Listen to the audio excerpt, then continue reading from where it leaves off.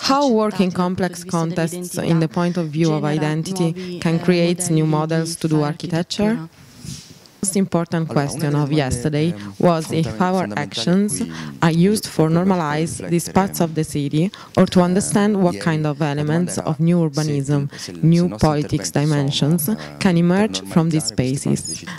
I think that the most important hypothesis is the second one, and we decline it in a particular city within the city. The refugees camps, in particular Palestinian camps that have their politics, autonomy, social dimensions, and which look at the normalization as a big danger to be considered peripheral parts to heal up. When we talk about the birth of a new type of urbanization, a new type of political and social dimension, we can do numerous examples. I think that reveals how some categories that we always use to discuss about contemporary city, that are public and private categories, in refugees camp, are categories that we have to redefine.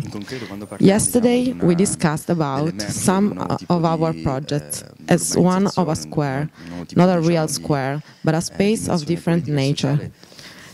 The only way to build this collective space in the camp has been that of building a house without a roof. It was a particular movement in Palestinian camps during the 50s and 60s, when there was this big question if building roof would have meant remaining there. The project of this public space comes from the idea to build a protected space, but without this horizontal closure.